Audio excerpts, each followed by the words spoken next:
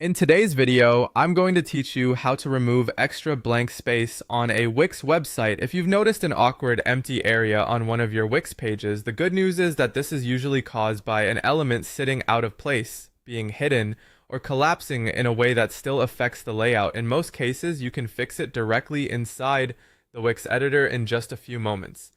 To get started, log into your Wix account and open the website you want to work on. Once you're in your dashboard, launch the site in the Wix editor so you can inspect the page where the extra blank space appears. After the editor opens, go to the top menu and click Tools, then select Layers, sometimes shown as the Layers panel.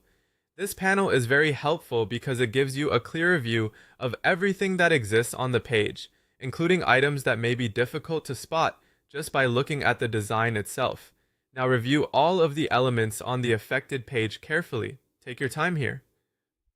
The blank space often comes from something lower down on the page than expected, or from an item that has been shifted outside the visible content area.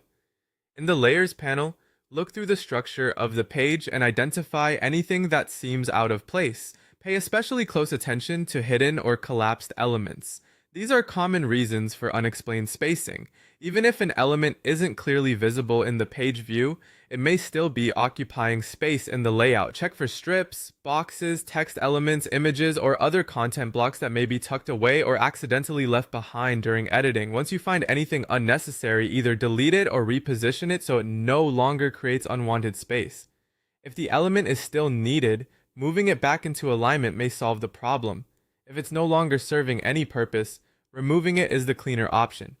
After making your changes, preview the page to confirm whether the blank space has been removed. This step is important because the live page preview shows you how the layout actually behaves after the adjustment. If the spacing is still there, go back into the Layers panel and check again for any overlooked elements. A good tip is to work slowly and check one item at a time, especially if the page contains many layered sections.